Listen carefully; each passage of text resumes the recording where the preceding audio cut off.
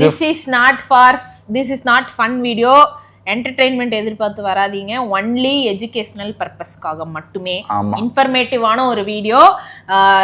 Entertainment எதிர்பார்த்து வரவங்க தயவு செய்து இந்த வீடியோவை ஸ்கிப் பண்ணி விடுங்கள், கமெண்டில் கிளிக்க வேண்டாம். Welcome to another episode of morning மாப்பிள்ள காதல் கட்ஸ். இப்போ மோனி ஏதோ படிச்சுனுங்க மாதிரி பார்த்துனுங்க பார்த்தீங்கன்னா, அதெல்லாம் இல்லை. ஆல்ரெடி படித்த கமெண்ட்ஸுக்கு இப்போ என்ன பதில் சொல்லணும் அப்படிங்கிறத யோசிச்சுன்னு இருங்க.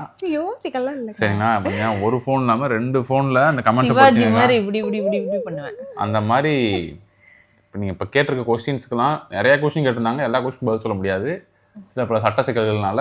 நான் ஒரு ஸ்பெசிபிக் கமெண்ட் நான் கண்டிப்பா ரிப்ளை பண்ண விட மாட்டேன். அது வந்து தனி எபிசோட பண்ணலன்னா எங்க பாவா விட மாட்டாரு. எப்பயுமே அவரை பொறுத்த வரைக்கும் அந்த மாதிரி கமெண்ட்ஸ் வந்து மைண்ட்ல ஏத்திக்க கூடாதுன்னு சொல்லுவாரு. பாய்ஸ் வந்து ஈஸியா வந்து ஒரு விஷயத்த கடந்து போயிடுவாங்க. ஆனா எல்லாருக்கும் தெரியும், கேர்ள்ஸ்னால வந்து இம்மிடியட்டா அப்படி மைண்டு கொண்டு போகாம எதையுமே இது பண்ண முடியாது. என்னால அப்படி போக முடியாது. அதனால சில கமெண்ட்ஸ்லாம் ரொம்ப ஹர்ட்டிங்கா இருக்கும். நான் நினைச்சு அழுகெல்லாம் செஞ்சிருக்கேன், ஏன் இப்பெல்லாம் இவ்வளோ ஹேட்ரட் காமிக்கிறாங்க அப்படின்னு சொல்லிட்டு. பட் ஓகே, பாஸ்ட் தட் நம்ம மெயினான விஷயத்துக்கு வருவோம். இப்போ மெயினாக இன்டர்வியூக்குன்னு பார்த்தோன்னு வச்சுக்கோமே, என்ன கேட்பாங்க? ஆப்டிடியூட் கேட்பாங்க, ப்ராப்ளம் சால்விங் ஸ்கில்ஸ் கேட்பாங்க. இது எடுத்த உடனே ஒரு லீட் கோடு ப்ரோக்ராம் கொடுத்து நீங்கள் அடிங்க அப்படின்னா நமக்கு எடுத்தோடனே வராது. இது என்னவாக இருக்கும், இது எப்படி சால்வ் பண்ணலாம், எல்லாத்தையும் யோசிப்போம். இப்போ யோசிக்கிறதுக்கு நமக்கு ஒரு பேஸாக வேணுங்கிறதே வந்து நமக்கு ஒரு மேக்ஸோட பேசிக் ஒரு ஐடியாலஜி வேணும். மேக்ஸ் எப்படி ஒர்க் ஆகுது. சின்ன வயசுல வந்து மேக்ஸ்ன்றது ரொம்ப கஷ்டமா இருந்துச்சு. ஏன் அப்படின்னா அது சொல்லி கொடுக்கப்பட்ட விதம் தான் காரணம். அந்த புரியாது, எதுக்கு இது பண்றோம், ஏன் பண்றோம், இது எப்படி சால்வ் ஆகுதுன்ற ஒரு அண்டர்ஸ்டாண்டிங்கே இருக்காது. அதுவும் நானும் ஃபீல் பண்ணிக்கிறேன். ஏன்னா ஒரு சில டீச்சர்லாம் வந்து கொஞ்சம் சாதுவாக ஒரு லக்கியான ஒரு பேட்ச்ல இருக்கவங்களுக்கு நல்ல டீச்சர் நல்லபடியாக சொல்லி கொடுத்துருவாங்க.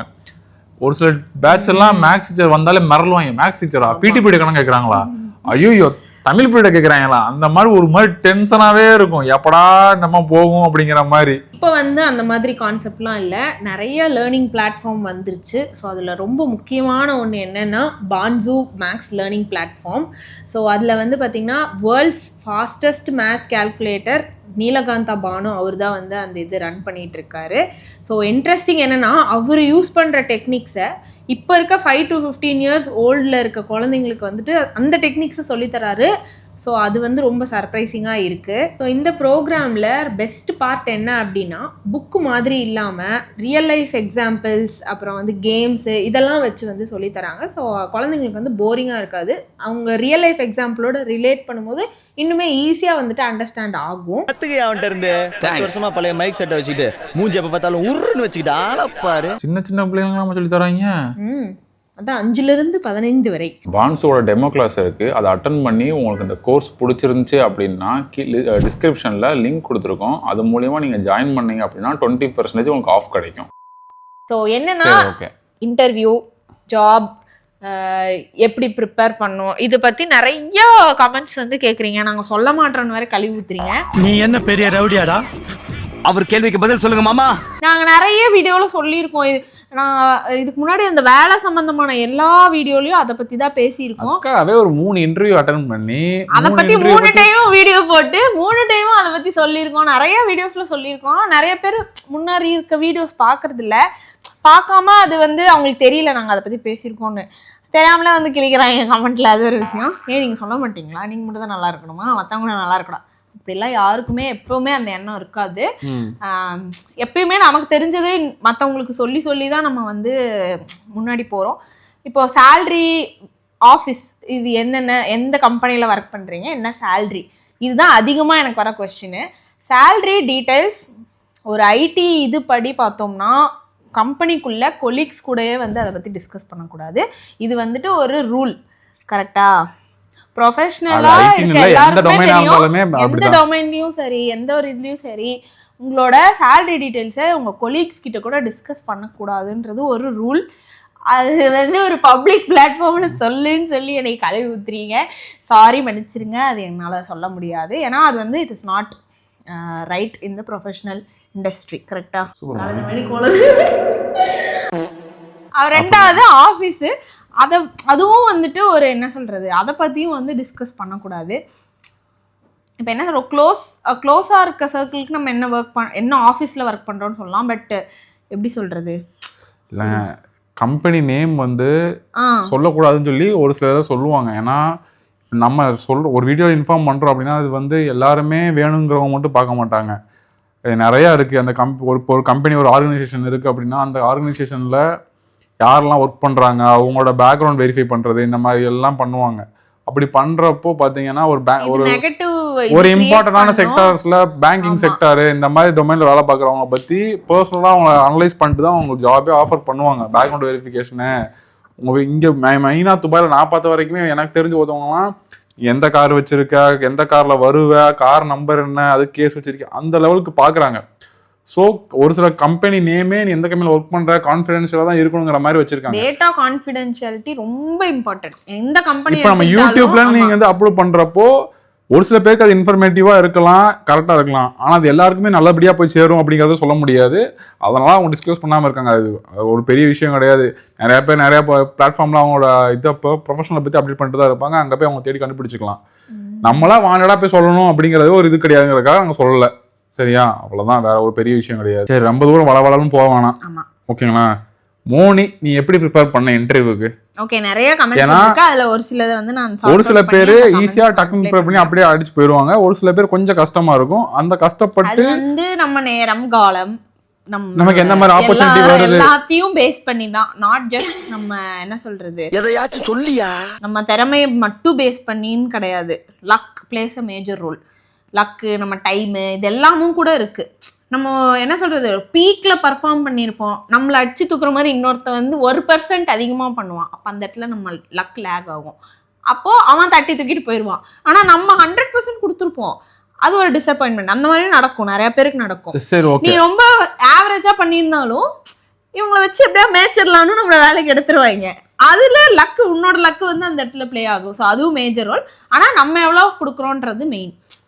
சரி, ஓகே. நீ எப்படி ப்ரிப்பேர் பண்ண? அதான் மெயின்.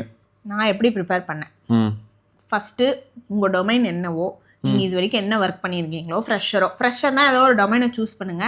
எக்ஸ்பீரியன்ஸ்ட் உங்க டொமைனை ஃபுல் ஃபோக்கஸ் பண்ணுங்க. நான் பண்றது சொல்றேன், நான் இதா சொல்றேன்னு நினைக்க வேணாம். நான் என்ன பண்ணேன் அப்படின்னா, என்னோட இதில் வந்துட்டு என்ன கொஸ்டின் கேட்டாலும் நான் ஆன்சர் பண்ணுற அளவுக்கு ரெடியாக இருக்கணுன்றது தான் மெயின். ஸோ நான் என்னோட டொமைனில் என்னென்ன இருக்குது அப்படின்னு ஸ்ப்ளிட் அப் பண்ணி அதில் வந்து ப்ரிப்பேர் பண்ணேன். ஓகேவா? இப்போ நான் என்ன டொமைன் கேட்குறேன், எனக்கு டொமைன் ஷேர் பண்ணுறதுல என்ன பிரச்சனையும் இல்லை. நான் வந்து ஃப்ரண்ட் அண்ட் டெவலப்மெண்ட்டில் ஒர்க் பண்ணுறேன். இதுக்கப்புறம் என்ன பேசலாம் உங்களுக்கு தெரியல. ஸோ நான் என் டொமைனில் ஸ்ட்ராங்காக இருக்கணும்னு டிசைட் பண்ணேன். ஃபஸ்ட்டு வந்து எனக்கு இங்கே இன்டர்வியூ அட்டன் பண்ண நிறைய பேர் சொன்னது என்ன அப்படின்னா, பேசிக்ஸ் ரொம்ப ஸ்ட்ராங்காக இருக்கணுன்றது. நான் ஃபஸ்ட்டு எப்படி நினச்சேன் அப்படின்னா, நமக்கு அட்வான்ஸ் கான்செப்ட்ஸ் தானே கேட்பாங்க, நமக்கு நிறைய தெரிஞ்சிருக்கா, புதுசாக என்னெல்லாம் தெரிஞ்சு வச்சுருக்காங்கன்னு தானே கேட்பாங்கன்னு நான் நினச்சிட்டு போனேங்க ஃபஸ்ட் இன்டர்வியூவில். ஆனால் எனக்கு கேட்டது எல்லாமே ரொம்ப பேசிக்கான கொஸ்டின். அதுவே தெரியாமல் அதில் தான் எனக்கு அடி விழுந்துச்சு. அப்புறம் தான் எனக்கு புரிஞ்சுது, அடிமட்டத்துலேருந்து நம்ம தெரிஞ்சு வந்தால் தான். ஏன்னா இப்போ ஏஐ வந்துருச்சு, யார் வேணால் என்ன வேணாலும் பண்ணலாம். ஆனால் அந்த பேசிக் கான்செப்ட் தெரியாமல் நம்ம அதை இம்ப்ளிமெண்ட் பண்ண முடியாதுன்றது தான் இப்போ கம்பெனிஸ் வந்து அதை வச்சு தான் ரெக்ரூட் பண்ணுறாங்க மெயினாக. இப்போ அது வந்து ஒரு டாக்டிக்காக மாறிடுச்சு. உனக்கு பேசிக் தெரிஞ்சிருக்கா, உன்னை எடுக்கிறேன். நீ அட்வான்ஸ் கான்செப்ட் என்ன தெரிஞ்சாலும் பேசிக்கில் வீக்காக இருக்குன்னா உன்னை ரிஜெக்ட் பண்ணிடுவாங்க. அதுதான் இப்போ அதிகமாக. ஏன்னா ஏஐ வந்தனால யார் வேணாலும் என்ன வேணாலும் பண்ணலாம் உள்ளே போயிட்டு. அதனால பேசிக் வந்துட்டு ரொம்ப ஃபோக்கஸ் பண்றாங்க. நான் பார்க்குற வரைக்குமே எப்படி இருக்கும் பார்த்தீங்கன்னா, டெக்னாலஜி இன்னைக்கு ஒன்று உள்ளே வரும், நாளைக்கு ஒன்று வெளியே போகும். ஓகேங்களா? அது வரும், போயிட்டே இருக்கும். ஒரு 5 வருஷம், இப்போ 6 வருஷம், 2 வருஷம் நிற்கும். அடுத்து புது டெக்னாலஜி வரும், போகும். ஆனால் பேஸ் எப்பயுமே மாறாது. பேஸ்ன்னு இவங்க சொல்கிறது எல்லாமே பார்த்தீங்கன்னா லாஜிக்கலாக நீங்கள் எப்படி திங்க் பண்ணுறீங்க. டெவலப்பராக இருந்தாங்கன்னா நிறைய டொமைன்ஸ் இருக்குது, டெவலப்பர் டெஸ்டர்னு நிறைய டொமைன்ஸ் இருக்குது. டெவலப்பராக இருந்தாங்கன்னா லாஜிக்காக நீங்கள் எப்படி திங்க் பண்ணுறீங்க, ஒரு பிஸ்னஸ் ரெக்யர்மெண்ட் உங்ககிட்ட வருதுன்னா அதை நீங்கள் எப்படி ஹேண்டில் பண்ணுறீங்க, எந்த மாதிரி positive scenarios negative scenarios handle பண்ணுறீங்க, ஒரு அதிகப்படியான யூசர்ஸ் உங்களோட அப்ளிகேஷன் யூஸ் பண்ணுறப்போ அது எப்படி பெர்ஃபார்ம் பண்ணும் அப்படிங்கிறத நீங்கள் திங்க் பண்ணுறீங்க. அந்த லெவலுக்கு யோசிப்பாங்க, அந்த லெவலுக்கு வேணும்னு அதை எக்ஸ்பெக்ட் பண்ணுவாங்க. ஏன்னா மிச்சம் எல்லாமே வந்துட்டு உங்களுக்கு இன்றைக்கி இருக்கிற ஏஐ டூல்ஸ் பண்ணி கொடுத்துரும். அதனால எந்த பிரச்சனையும் கிடையாது. அது நீங்கள் என்ன வேணும்னு சொன்னீங்கன்னா டக்குன்னு பண்ணி கொடுத்துரும். ஆனால் உங்கள் பிஸ்னஸ் லெவலுக்கு நீங்கள் ஏற்ற மாதிரி உங்களோட பிஸ்னஸ் ரெக்யர்மெண்ட்ஸ் எப்படி இருக்குது, அதுக்கு ஏற்ற கேசஸ் நீங்கள் தான் யோசிக்கணும். ஏன்னா உங்களுக்கு தான் பிஸ்னஸ் புரியும். அதுக்கேற்ற மாதிரி உங்களுக்கு என்ன டெக் ஸ்டாக் வேணும், அதை நீங்கள் எப்படி இம்ப்ளிமெண்ட் பண்ணணுங்கிறத நீங்கள் டிசைட் பண்ணணும். அது வந்து ரொம்ப ரொம்ப மெயின். பேசிக்காக ஃபஸ்ட் லெவலில் நீங்கள் இன்டர்வியூ ப்ரிப்பேர் பண்ண போகிறீங்க அப்படின்னா, இப்போது ஃபார் எக்ஸாம்பிள் இப்போ நீங்கள் ஒரு வெப் அப்ளிகேஷன் டெவலப்பராக இருக்கீங்க, ஒரு ரியாக்டாக இருக்கீங்க அப்படின்னு வச்சுக்கோங்களேன். என் ஃப்ரெண்டு அந்த பக்கம் இருந்து சப்போஸ் இந்த வீடியோ பார்க்க மாட்டான், பார்த்தான்னு வச்சுக்கோங்களேன், அவன் இவனே ஒன்றும் தெரியாது, இவன் மாதிரி என்னென்ன பேசிட்டு இருக்கானு அப்படின்னு சொல்லி யோசிச்சுட்டு இருப்பான். அவனை விட்டுருங்க. இப்போ ஃப்ரெஷராக இருந்து படிக்கிறவங்க இல்லை ஆல்ரெடி எக்ஸ்பீரியன்ஸாக இருக்கிறவங்க அப்படின்னு பார்த்தீங்கன்னா ரொம்ப அட்வான்ஸ்டு கான்செப்ட்ஸ் போகாமல் பேஸ் லெவலில் ஒரு லைப்ரரி எப்படி ரன் ஆகுது, ஒரு அப்ளிகேஷன் எப்படி ரன் ஆகி ஒர்க் ஆகிட்டு இருக்கு, இதை எப்படி ஆப்டிமைஸ்டாக ரெண்டர் பண்ணலாம் அப்படிங்கிற கான்செப்டை அவங்க எக்ஸ்ப்ளோர் பண்ண ஆரம்பித்தாங்க அப்படின்னா அவங்களுக்கு ஓகே அவங்களுக்கு ஒரு விஷயம் தெரியுது அப்படிங்கிறத யோசிப்பாங்க. ப்ளஸ் நான் பார்த்த வரைக்குமே நாங்கள் கேட்குற கொஷின்ஸில் எந்த மாதிரி இருக்கும் அப்படின்னா, ஒரு அப்ளிகேஷன் ஒர்க் ஆகிட்டு இருக்கு, எல்லா கோடுமே கரெக்டாக தான் இருக்குது, எந்த பிரச்சனையுமே இல்லை. ஆனால் ஒரு 5000 பேர் ஒரு 10,000 பேர் ஒரு பீக்கில் யூஸ் பண்ணுறப்போ அப்ளிகேஷன் டவுன் ஆகுது, அப்போ எப்படி ஹேண்டில் பண்ணுவீங்க? இந்த மாதிரி கொஸ்டின்ஸ் தான் நாங்கள் முன்னாடி வைப்போம். ஏன்னா இதெல்லாம் ஒரு ரியல் டைம் எக்ஸ்பீரியன்ஸாக உங்கள்கிட்ட செக் பண்ணும். ஓகே இந்த மாதிரி சுச்சுவேஷன்லாம் இவங்க ஹேண்டில் பண்ணியிருக்காங்க, இந்த மாதிரி உங்களுக்கு ஒரு ப்ரொடக்ஷன் லெவல் எக்ஸ்பீரியன்ஸ் இருக்குது அப்படிங்கிறது தெரியும். ஃப்ரெஷராக இருக்கிறவங்க காலேஜ் படிக்கிறவங்க இந்த மாதிரி எதிர்பார்க்க மாட்டாங்க. அவங்களுக்கு உங்களுக்கு பேசிக்காக நாலேஜ் இருக்கா, பேசிக் நாலேஜ் இந்த சென்ஸ் ஒரு ஆப்டிடியூட் டெஸ்ட் அவங்க எப்படி பண்ணுறாங்க, ஒரு லாஜிக்கல் திங்கிங், ஒரு சுச்சுவேஷன் கொடுத்து இந்த இடத்துல நீங்கள் எப்படி சால்வ் பண்ணுவீங்க அப்படிங்கிற மாதிரி ஒரு கொஸ்டின்ஸ் வைப்பாங்க. இதை தான் அவங்க மெயினாக ஃபோக்கஸ் பண்ணணும். இதை ஃப்ரெஷர்ஸ் ஃபோக்கஸ் பண்ணாங்க அப்படின்னா அவங்களுக்கு கொஞ்சம் ஈஸியாக இருக்கும். ப்ளஸ் இன்னொன்று நான் இப்போ ரீசெண்டாக இருக்க அந்த மார்க்கெட்ஸில் பார்க்குறது எப்படி இருக்குன்னு பார்த்தீங்கன்னா, எல்லாருமே எனக்கு 10 LPAல வேலை கிடச்சிருக்கு, 16 LPAல வேலை கிடச்சிருக்கு, நான் ஃப்ரெஷராக இருந்தேன் அப்படின்னு. அந்த மாதிரி வேலைகள் கிடைக்குது, நான் இல்லைன்னு நான் சொல்லலை, கண்டிப்பாக கிடைக்குது. ப்ளஸ் அவங்க காலேஜஸ்ஸு கேம்பஸ்ஸு அந்த லெவலில் இருக்குது. ப்ளஸ் ஒரு காலேஜ் கேம்பஸ் வருதுன்னா ஒரு 10 பேர் கிடைக்கும், மிச்சம் இருக்க ஒரு 100 பேர் எனக்கும் அந்த மாதிரி ஆப்பர்ச்சுனிட்டி வர வரைக்கும் நான் வெயிட் பண்ணுவேன் அப்படிங்கிறது இருக்காமல் உங்களோட ஸ்கில்ஸை நீங்கள் இம்ப்ரூவ் பண்ணிக்கிட்டு ஒரு ஸ்டார்ட் அப் கம்பெனிஸாக இருந்துச்சு அப்படின்னா கண்டிப்பாக ஜாயின் பண்ணுங்க. என்னோட பர்சனல் ஒப்பீனியன் என்ன அப்படின்னா, உங்களோட பேஸ் லெவல் ஸ்கில்ஸை இம்ப்ரூவ் பண்ணிட்டு நீங்கள் ஒரு ஸ்டார்ட் அப்பில் ஜாயின் பண்ணுறது நல்ல ஆப்ஷன். ஏன்னா நீங்கள் அங்கே போய் எல்லாமே லேர்ன் பண்ண முடியும். எப்படி ஒரு ஸ்டார்டிங் டெவலப்மெண்ட் ஆரம்பிக்கிறாங்க, ஒரு ப்ரொடக்ஷன் டெப்ளாய்மெண்ட் வரைக்கும் எப்படி போகுது, உங்களுக்கு ஈஸியான ஆக்சஸ் இருக்கும் எல்லாத்துக்குமே.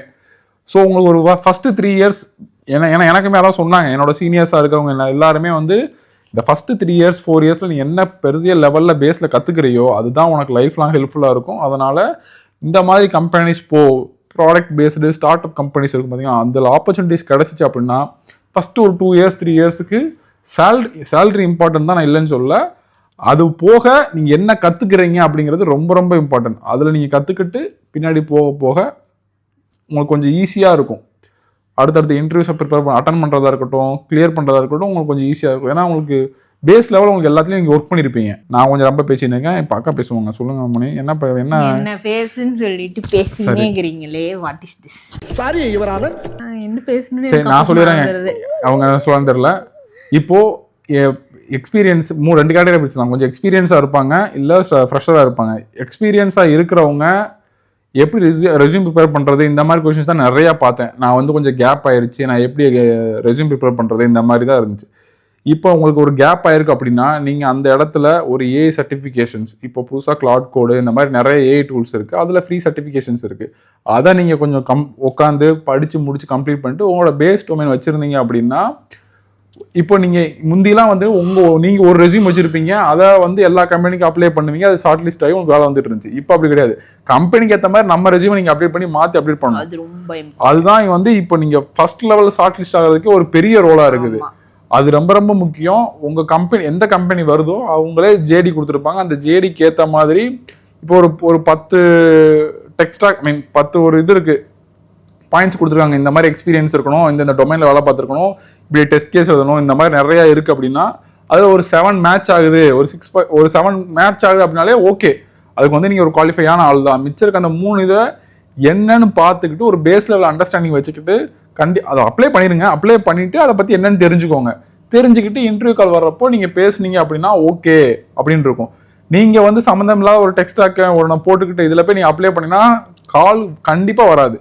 நீங்கள் 100க்கு 100% போட்டாலே கால் வர்றது ரொம்ப கஷ்டமாக இருக்குது. ஏன்னா காம்படிஷன் அவ்வளோ ஹெவியாக இருக்குது, அது ரொம்ப ரொம்ப ஒரு பிரச்சனையாக இருக்குது. ஸோ ரெஸ்யூமை கொஞ்சம் பக்காவாக ரெடி பண்ணிக்கோங்க. யூசுவலாக நம்ம ஒரு கம்பெனி லிங்க்டின்லையோ ஏதோ ஒன்று நம்ம ப்ரொஃபைலுக்கு தேடிட்டு இருப்போம். அதில் ஒரு கம்பெனியோட ஜாப் டிஸ்கிரிப்ஷன் பார்க்கும்போதே நமக்கு தெரியும் இது கண்டிப்பாக என் ரோலோட மேட்ச் ஆகும், பட் ஒரு சிலது மிஸ்ஸிங்கில் இருக்கும்.